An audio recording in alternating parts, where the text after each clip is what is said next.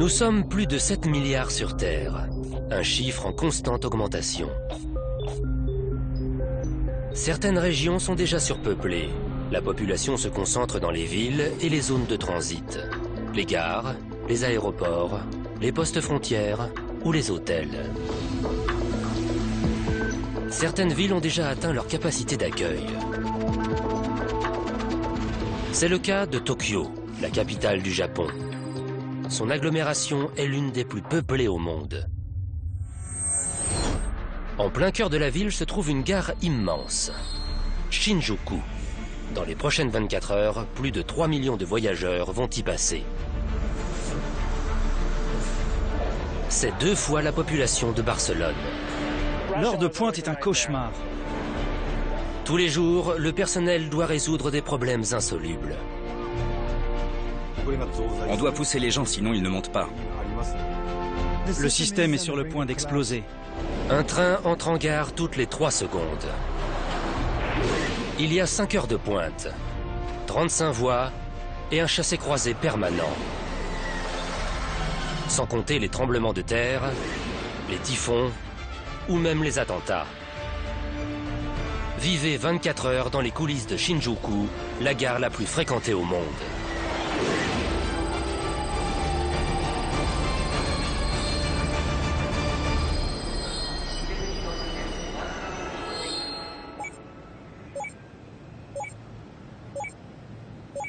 « 1h38 du matin, la gare de Shinjuku à Tokyo.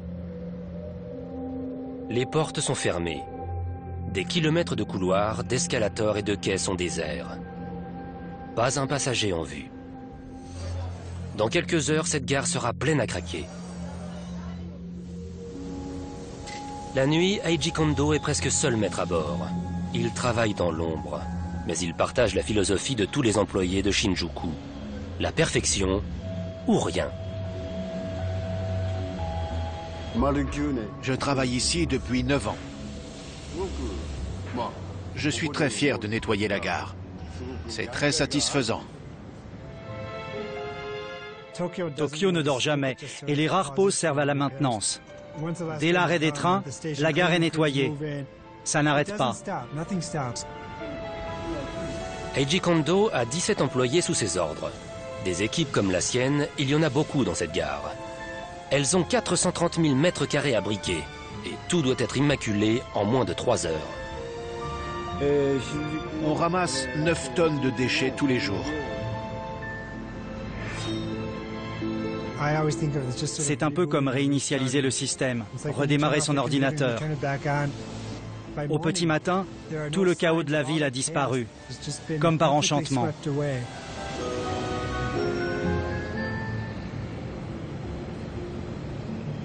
Dès l'instant où la gare s'éveille, tout doit s'enchaîner avec une précision militaire.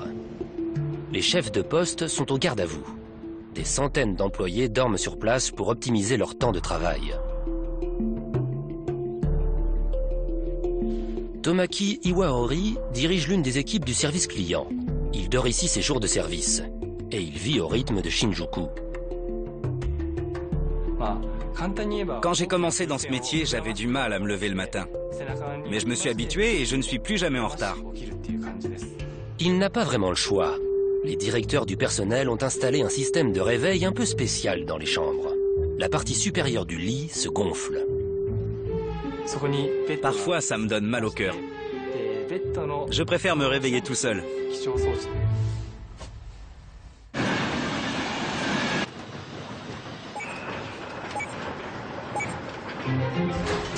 4 heures du matin, c'est l'ouverture des portes.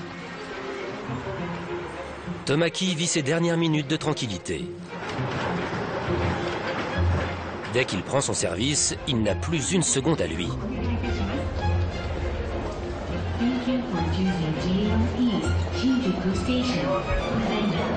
Shinjuku est déjà envahi par les millions d'usagers qui se rendent au travail dès l'aube. Tomaki fait ce métier depuis 10 ans. Il ne voit même plus la foule lorsqu'il rejoint son poste dans le hall central. Mais heureusement, il n'est pas seul pour l'affronter.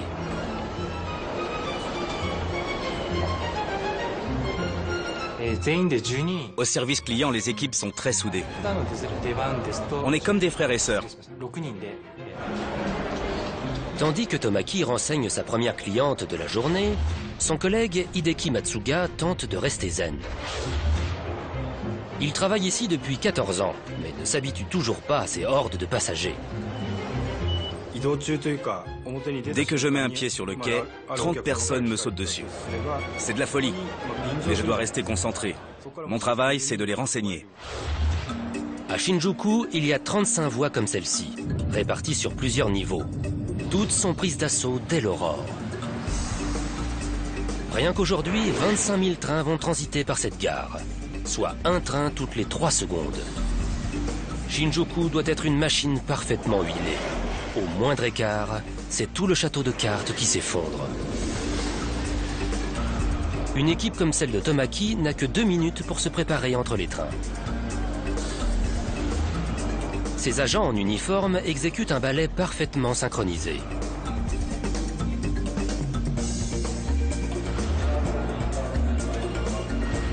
Sur chaque quai, ils ne sont pas moins de 4 pour s'assurer que la voie est libre. À Shinjuku, le sens du détail est poussé à l'extrême.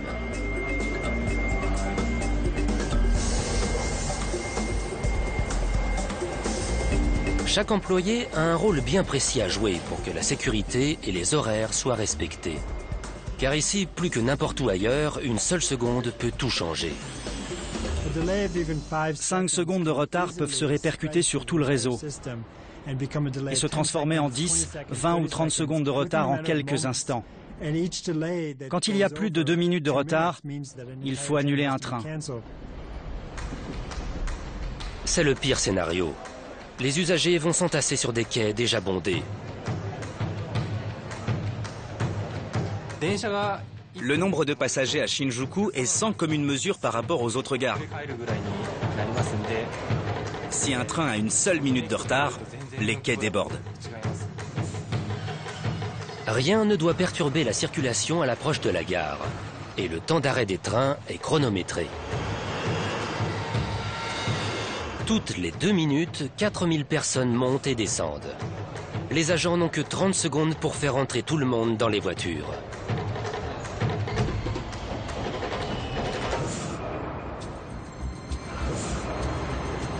À Tokyo, on ne plaisante pas avec la ponctualité. Personne n'est prêt à attendre le train suivant. Alors, quand il n'y a plus de place, il faut en faire. Les agents doivent nous pousser dans le train, sinon on ne monte pas. Mais c'est vraiment horrible. Je ne me ferai jamais au transport en commun au Japon. L'heure de pointe est un cauchemar. On est poussé et bousculé. Sayuri Nagamine fait partie des millions de personnes qui prennent le train tous les jours à Shinjuku. Mais en tant que femme, elle est confrontée à un problème supplémentaire. Des individus mal intentionnés profitent de l'affluence pour toucher et photographier les femmes et les jeunes filles. La situation est devenue si alarmante qu'il faut interdire des voitures aux hommes pendant les heures de pointe. Il faut faire attention parce que des types bizarres essaient d'en profiter. Les voitures réservées aux femmes sont une très bonne chose. Je ne veux pas qu'un homme se presse contre moi dans le train. Ça me rassure de voyager seulement avec des femmes. Ce qui ne les empêche pas d'être serrés comme des sardines. À Tokyo, c'est toujours la foire d'empoigne pour des raisons purement mathématiques. Le train est conçu pour accueillir 2000 passagers. Les agents de quai doivent en faire monter 4000. Alors, ils ne font pas dans la dentelle. Mais ils ferment toujours les portes à temps. C'est une expérience hors du commun. Une fois que tout le monde est monté, on retient sa respiration pour que les agents aient la place de fermer les portes. Des gens s'évanouissent. Parfois, ils ont même le bras cassé. Quand les portes s'ouvrent à l'arrêt suivant, toute la pression retombe. C'est comme si le train se vidait intégralement sur le quai. On ne voit ça qu'ici.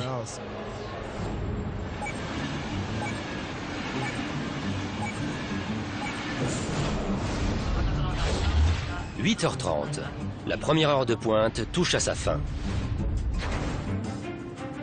Le Grand Tokyo est la mégapole la plus peuplée au monde, avec 38 millions d'habitants. Y circuler en voiture est tout simplement un enfer. Pour se déplacer, les gens n'ont pas d'autre choix que de prendre les transports en commun.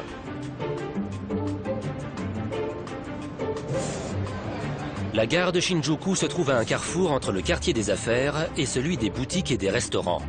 C'est l'organe vital qui permet à Tokyo de fonctionner normalement.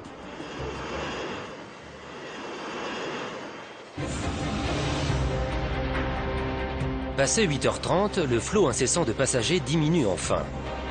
Mais le matin à Shinjuku, il n'y a pas qu'une heure de pointe. Il y en a deux. Et la deuxième se prépare.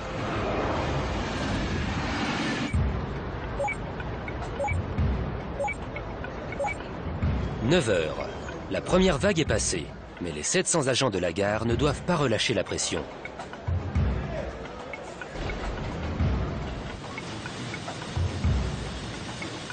Pour aider les employés à tenir le choc, la direction de la gare a recours à des méthodes quasi militaires. Attention, saluez. Bonjour. Derrière des portes closes, tous les employés de la gare participent à un exercice quotidien qui forge la discipline et le dévouement. Le directeur du personnel, Shinya Yoshizawa, orchestre le grand récital matinal. La rigueur et la communication sont cruciales pour assurer la sécurité des voyageurs. Assurer la sécurité exige que chacun se surpasse dans son travail. La remise en question et la collaboration sont essentielles pour faire de Shinjuku un environnement de confiance. Saluez. Repos. Le moral des troupes est remonté. Les centaines d'employés peuvent repartir au front. Ils vont devoir affronter un bataillon très désordonné, les touristes.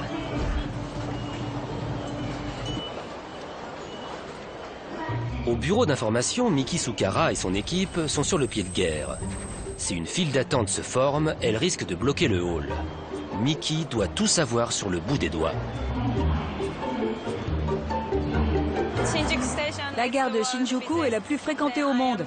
Et je suis la personne la plus débordée à cette heure-ci. La première vague ne comptait que des habitués en pilote automatique. Mais les milliers de touristes peuvent facilement se perdre dans ce labyrinthe de voies et de couloirs.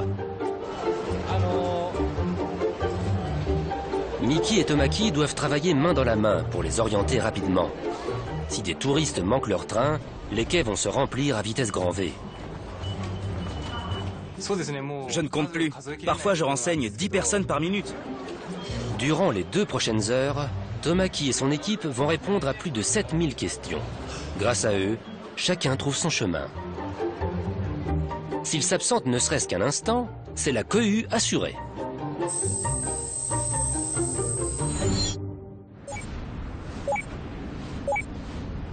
« 9h11.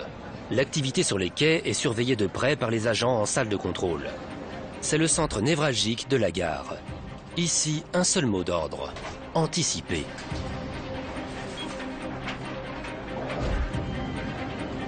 Masamitsu Kobayashi ne quitte jamais ses écrans des yeux. Ma priorité est que la circulation des passagers dans la gare reste fluide. Il surveille chaque voie, chaque train, les centaines de bornes et les milliers de voyageurs. On contrôle les flux en permanence. Et on est toujours prêt à intervenir. Quand la densité atteint le seuil de saturation, soit 7 personnes au mètre carré, le mouvement de foule devient dangereux. Si une personne trébuche, elle risque de se faire piétiner. Alors, le personnel est toujours sur le qui-vive.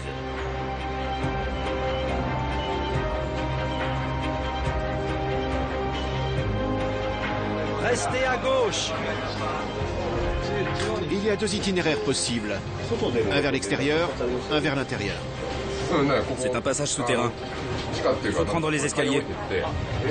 Beaucoup de gens viennent aussi des quais. À la voie numéro 16, un train bondé entre en gare. Sur le quai, on pousse pour monter. Dans les voitures, on pousse pour descendre. Les escaliers se remplissent en quelques secondes.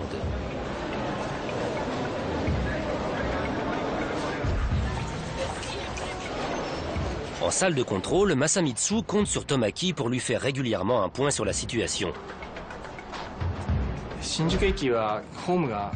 Les gens risquent de se faire piétiner. J'en ai déjà vu tomber sur les voies. Dans ces cas extrêmes, l'équipe de surveillance n'a que quelques secondes pour réagir.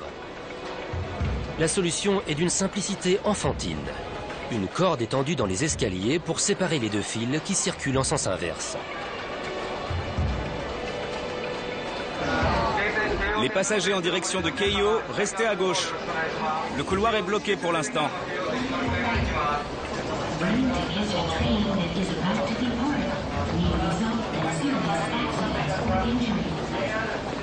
Quand il y a trop de gens, ça devient dangereux. La corde nous permet de contenir la foule et d'éviter les accidents.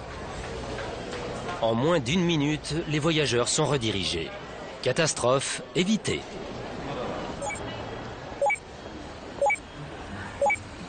« 9h15. Les agents en gare ont beau connaître leur numéro par cœur, ils ne peuvent pas lutter si les trains sont en retard.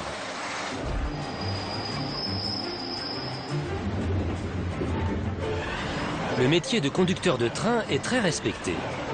Il faut des années de formation pour gravir les échelons et mériter sa place en cabine. À Tokyo, ce sont eux qui subissent la plus grosse pression.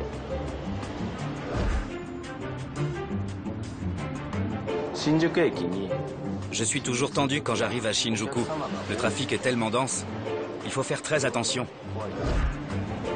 Les conducteurs doivent respecter les horaires, quoi qu'il arrive.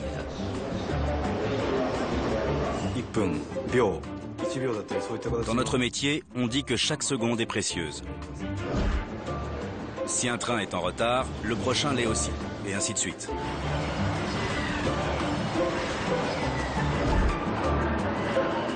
Ailleurs dans le monde, 1 minute de retard sur un train passerait inaperçue.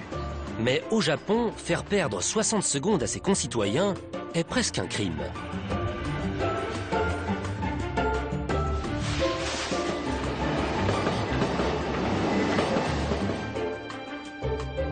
Alors, les conducteurs gardent les yeux rivés sur leur montre. Quand je conduis, je pense tout le temps à l'heure qu'il est. Le temps appartient à tout le monde. Donc si je suis en retard, je vole du temps aux autres.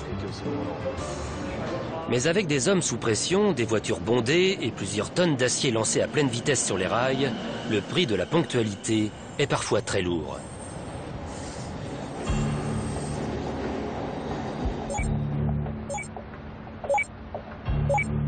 « 9h20, le 25 avril 2005. Un conducteur conduit son train à l'heure de pointe. Il n'a que 28 secondes de latitude au cours de son service et il est en retard. Il s'est déjà fait réprimander durement par sa hiérarchie pour son incapacité à tenir la cadence. Alors, il appuie sur l'accélérateur. Lancé à 116 km/h, bien au-dessus de la vitesse autorisée, son train déraille. Il percute un immeuble d'habitation.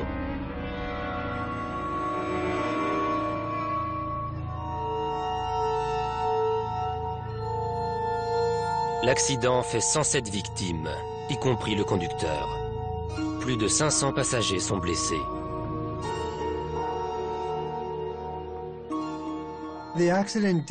L'accident a entraîné une vraie réflexion sur la ponctualité au Japon. Il est devenu symptomatique d'un mode de vie. Le manque de latitude a été très critiqué. Les conducteurs de train n'ont tout simplement pas le droit d'être en retard. L'obsession de la ponctualité a provoqué l'une des pires catastrophes ferroviaires de l'histoire du Japon. Des tentatives d'amélioration des rythmes de travail ont suivi, mais avec la fréquentation de Shinjuku, c'est un problème insoluble. L'intervalle de 2 minutes entre chaque train est incompressible, mais des freins automatiques empêchent désormais les conducteurs de dépasser la vitesse autorisée.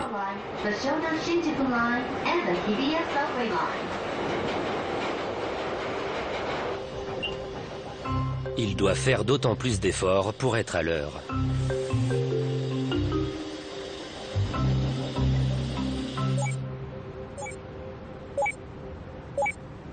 11h03. Tomaki se dirige vers les distributeurs de tickets. Shinjuku en compte près de 300. À l'heure de pointe, l'attente est parfois interminable. Pour les non-initiés, trouver le bon tarif est le parcours du combattant. Les tickets sont en vente pour tout le pays, avec plus de 20 tarifs différents. Journalier, trimestriel, super express, première classe, place réservée, train de nuit. Et ce n'est que la partie émergée de l'iceberg. Car Shinjuku n'est pas qu'une gare de surface. C'est aussi une station de métro.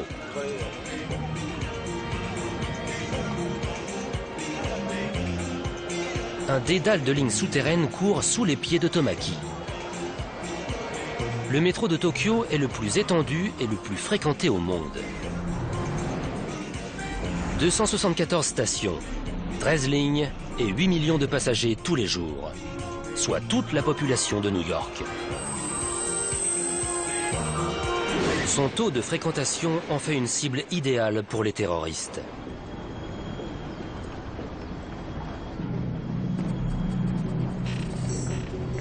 « 20 mars 1995. Des millions de Japonais se rendent au travail. Parmi eux, Masako Ogami. Les gens dans le métro ne se sentaient pas bien. Mais personne ne savait pourquoi. J'avais du mal à respirer et mes pensées s'embrouillaient. C'est l'heure de pointe. Des extrémistes religieux ont ciblé 5 rames de métro, toutes en direction du quartier des ministères et des finances. Ils ont déposé des sacs remplis de sarin. Le sarin est un poison plus toxique que le cyanure. Une seule goutte suffirait à tuer un homme. Les terroristes en ont utilisé 11 litres. La substance est en train de s'évaporer sous la forme d'un gaz inodore.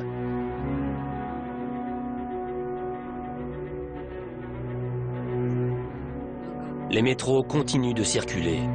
L'un d'eux s'arrête à Shinjuku. Des passagers intoxiqués descendent, d'autres montent. À ce stade, personne ne se doute de rien.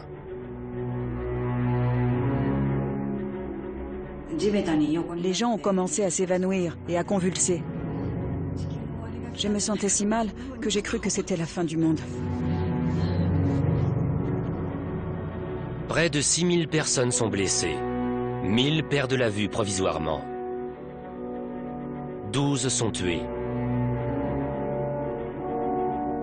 Les services d'urgence, les hôpitaux et le personnel de la gare n'étaient pas préparés à gérer la crise.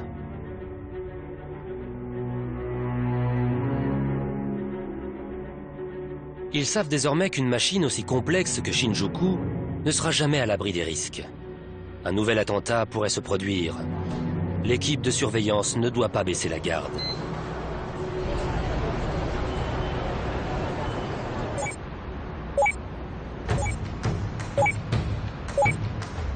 Midi.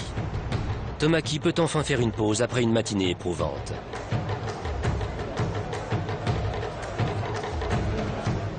Le seul problème, c'est qu'ils sont des dizaines de milliers à avoir la même idée.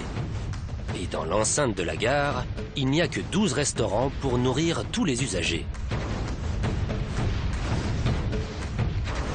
À la voie numéro 15, un chef prend le terme de restauration rapide au pied de la lettre. Il s'appelle Atsushi Saito. Mes clients sont pressés. Ils vont travailler. Ils doivent manger vite pour ne pas être en retard. La plupart déjeunent en 3 minutes.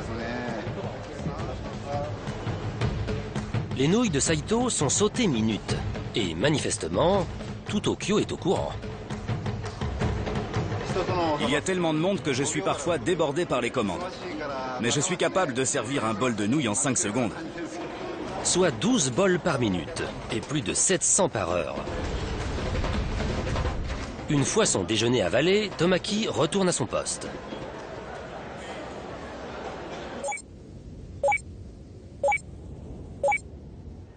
« 13 heures. Comme si Tomaki n'était pas assez occupé, il doit également surveiller une certaine catégorie de passagers. Ceux qui peuvent interrompre le trafic sans prévenir.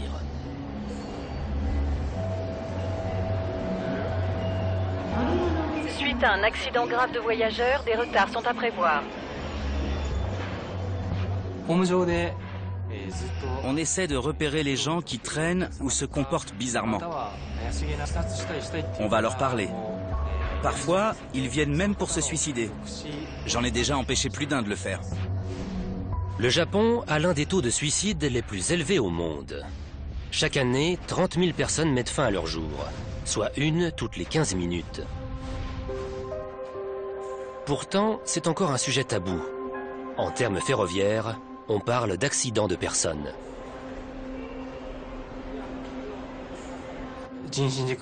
Il y a beaucoup d'accidents tous les ans à Shinjuku. Une fois, c'est arrivé sous mes yeux. Le plus gros problème, ce sont les gens qui se jettent sous le train. Toute la circulation est suspendue. Ça arrive presque tous les jours sur une ligne, quelque part dans la ville.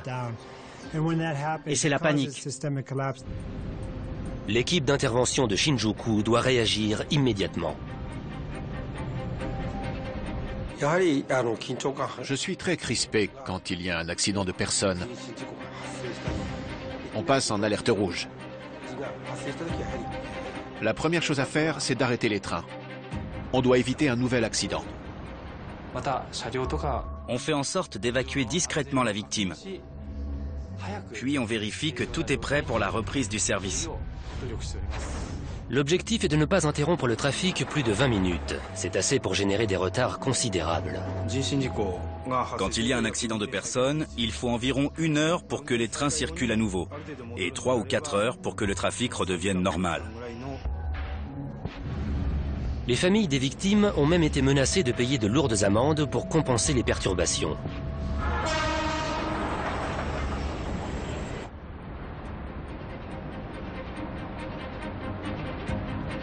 Ces accidents sont humainement difficiles pour les agents, mais le protocole de crise est bien rodé. Ce que le personnel redoute le plus, c'est ce qu'il ne maîtrise pas, les catastrophes naturelles.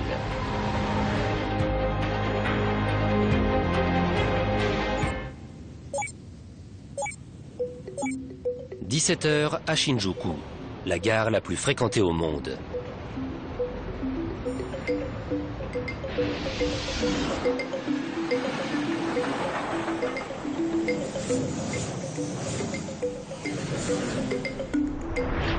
C'est la 3e heure de pointe de la journée.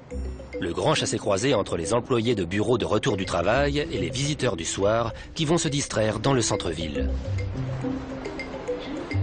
La gare est remplie d'hommes d'affaires, de touristes ou simplement de Tokyoïtes venus faire les boutiques. Tout ce petit monde se retrouve au passage des bornes. Mio Hiraki a pour mission d'éviter les embouteillages. Mes amis me disent que ça doit être dur de travailler ici, à cause de la foule. Tous les jours, je m'étonne, mais on s'habitue. Mio est harcelé de questions sur les horaires de train et les numéros de voie. Mais on lui demande aussi de jouer les guides touristiques. Ce sont 3 millions de personnes qui passent ici tous les jours. Les renseigner occupe tout mon temps. Je dois connaître non seulement la gare par cœur, mais aussi le quartier. Ça fait beaucoup de choses à mémoriser. C'est difficile. À la voie numéro 3, les passagers commencent à s'entasser. Hideki Matsuga enchaîne les heures de pointe à en perdre la notion du temps. Je suis tout le temps débordé. Et comme j'ai des horaires irréguliers, je ne sais même plus quel jour on est. La foule grossit de minute en minute. En salle de contrôle, l'équipe est en alerte. Masamitsu Kobayashi sait qu'à cette heure de la journée, un problème minime pourrait entraîner d'énormes répercussions.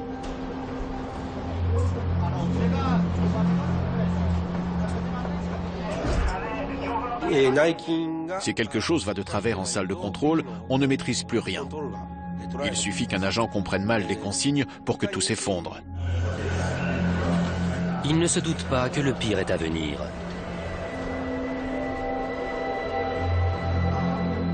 Un typhon s'est formé au-dessus du Pacifique et il se dirige droit vers Shinjuku. 18 h 16. Le typhon est là. La pluie s'abat sur la gare de Tokyo. Des centaines de milliers de voyageurs sont attendus ces prochaines heures. Le typhon ne pouvait pas tomber plus mal.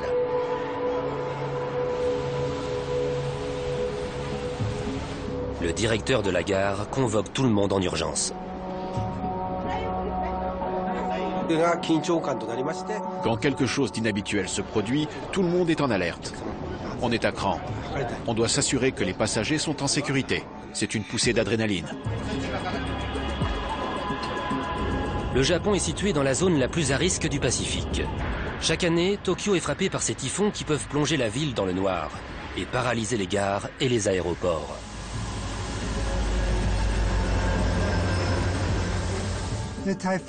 Les typhons sont un vrai problème. Les câbles électriques sont arrachés par les vents violents ou bien la foudre s'abat sur un câble et fait sauter tout le réseau. Le typhon s'intensifie. Le directeur de la gare doit prendre une décision. Il interrompt la circulation des trains.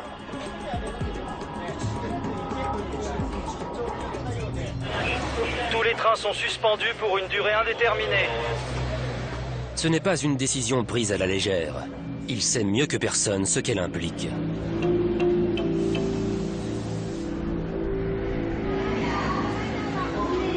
Le service client doit gérer le mécontentement des passagers. Le moment le plus stressant, c'est quand le train est retenu à quai. Les passagers sont excédés et c'est très lourd à gérer. L'équipe cherche une solution rapide, mais cette fois, il n'y en a pas.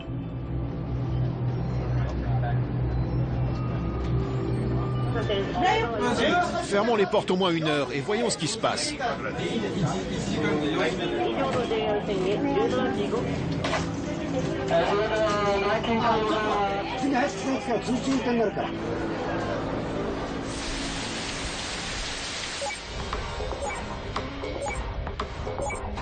21h.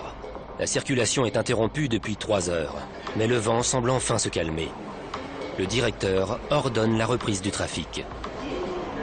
Veuillez nous excuser pour ces retards dus au typhon. La plus organisée des équipes est impuissante contre les forces de la nature.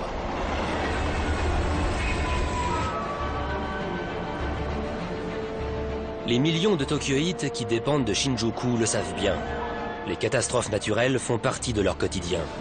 Car Tokyo est situé dans une zone sismique particulièrement active.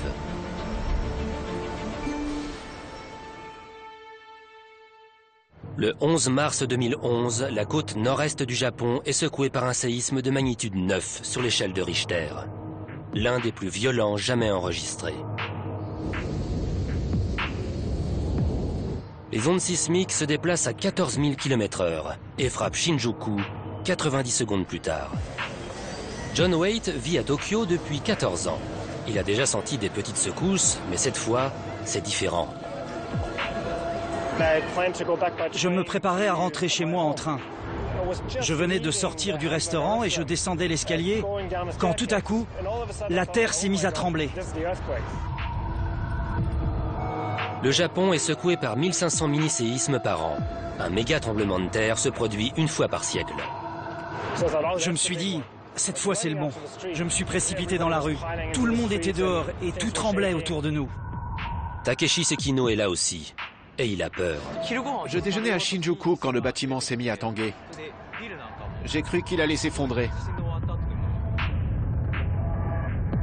En pleine heure de pointe, la gare se retrouve immédiatement paralysée. Le séisme a déclenché le système de sécurité et coupé l'alimentation des trains.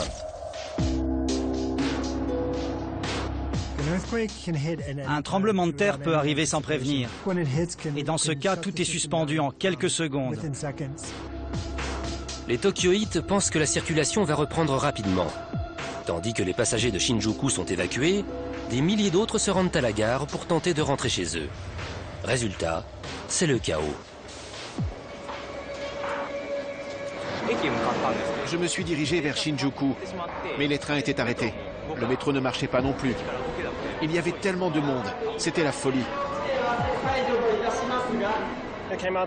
On nous a annoncé qu'aucun train ne circulait. Il y avait la queue à l'extérieur de la gare, sur des kilomètres. Elle faisait tout le tour. Pour ces millions de gens, Shinjuku est une machine que rien ne peut arrêter. Mais là, sans électricité et devant les dégâts potentiels sur les voies, personne n'ira nulle part.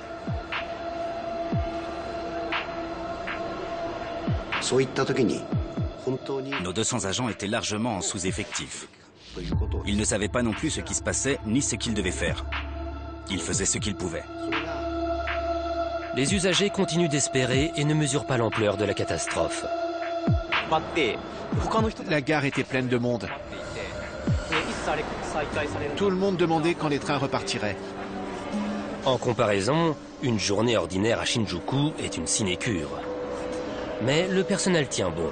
Dès qu'on avait de nouvelles informations, on les transmettait aux passagers. C'est tout ce qu'on pouvait faire. Tout le monde était coincé. Je n'avais jamais vu ça. Le séisme a peut-être endommagé la totalité du réseau. Tant que tous les trains et les voies n'ont pas été contrôlés, le service ne reprendra pas.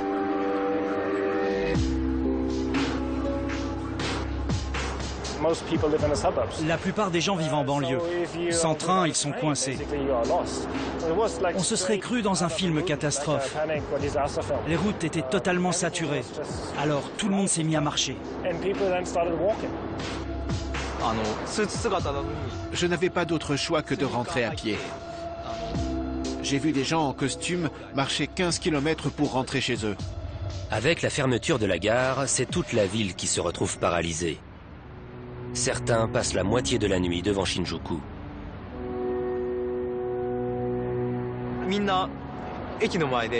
Beaucoup de gens attendaient dans la rue que la gare rouvre ses portes. J'ai mis 5 ou 6 heures, je n'étais jamais rentré à pied, c'était dingue.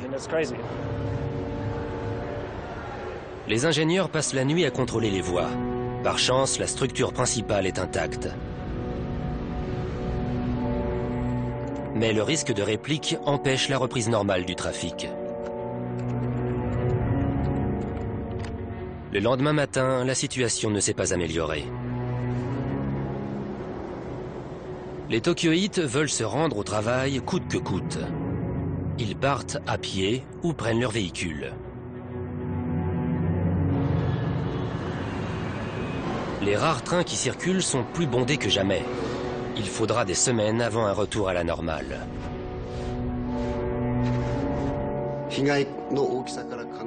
Les trains ont circulé normalement un mois plus tôt que prévu, compte tenu des dégâts. C'était inespéré. Shinjuku a échappé au pire, mais un nouveau tremblement de terre peut frapper Tokyo demain.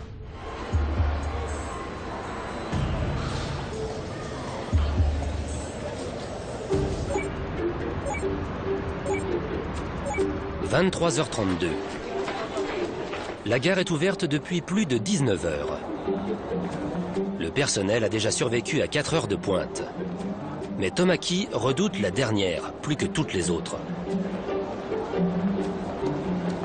Des milliers de voyageurs se dirigent vers la gare après une soirée bien arrosée. Et il doit les faire monter tous dans le dernier train.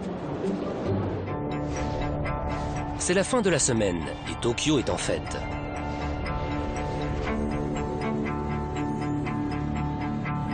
Les bars du quartier de Shinjuku sont toujours animés le vendredi soir. Mais cette fois, plus que d'habitude. Les agents se préparent pour un véritable corps à corps. Là où d'autres chemins de fer redoutent les feuilles ou les branches qui tombent sur les voies, ou bien de la neige trop lourde, ceux de Tokyo n'ont qu'une hantise, les cerisiers en fleurs. Car chaque année, c'est un prétexte pour faire la fête.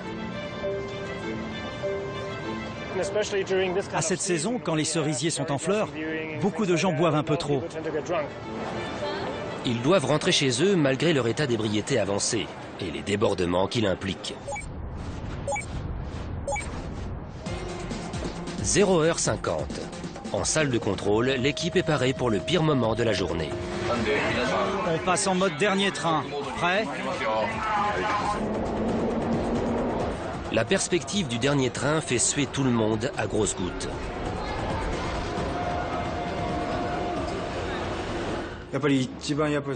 C'est un moment très dur pour nous. C'est là qu'on doit faire le plus attention. À la voie numéro 16, le malaise d'un premier passager arrive sans tarder. La personne ne réagit pas. Tomaki et Mio sont appelés en salle de contrôle pour des instructions. Une femme d'une vingtaine d'années ne se sent pas bien.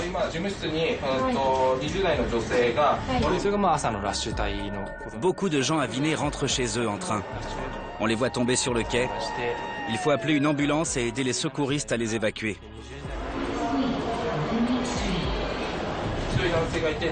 Elle a la tête qui tourne et ne peut pas se lever.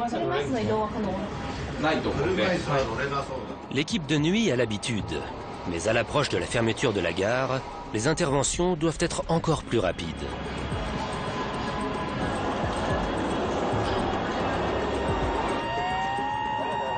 Les ambulanciers réceptionnent leurs nouvelles clientes. Laissez passer, s'il vous plaît. La nuit sera longue pour eux aussi.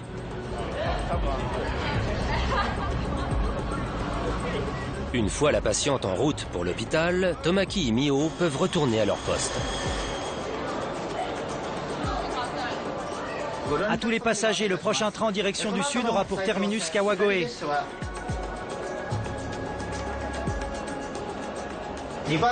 Il partira de la voie numéro 2.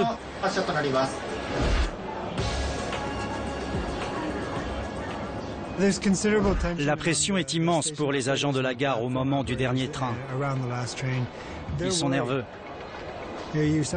On voit parfois un homme en costume avec quelques verres dans le nez, tanguer au bord du quai. Les agents se précipitent sur lui pour l'empêcher de tomber. Les conducteurs de train sont terrifiés à l'idée que des gens tombent sur les voies. C'est vraiment le bazar sur les quais et le voyage peut être assez animé. Il y a plus de monde que le matin. Les gens veulent prendre le dernier train et montent dans des voitures déjà bondées. Sauf que cette fois, beaucoup de passagers sont saouls. Et manquer le train signifie ne pas rentrer du tout.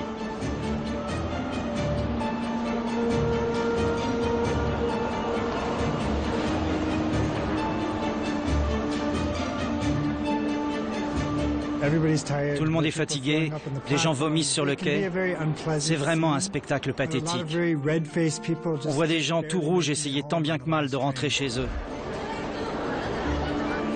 En salle de contrôle, tous les écrans sont allumés. Tout le monde essaie de monter à l'avant. Ça ne sert à rien, les premières voitures sont déjà pleines. 1h01. La journée de travail est enfin terminée. Le dernier train s'éloigne dans l'obscurité.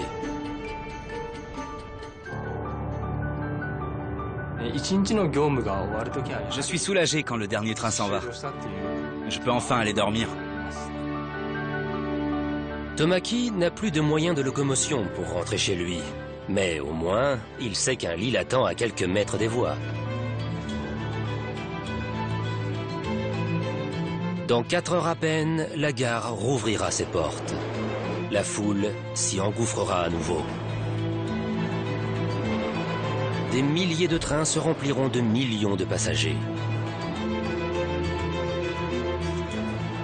Et le personnel de Shinjuku sera une fois de plus mis à rude épreuve, dans la gare la plus fréquentée au monde.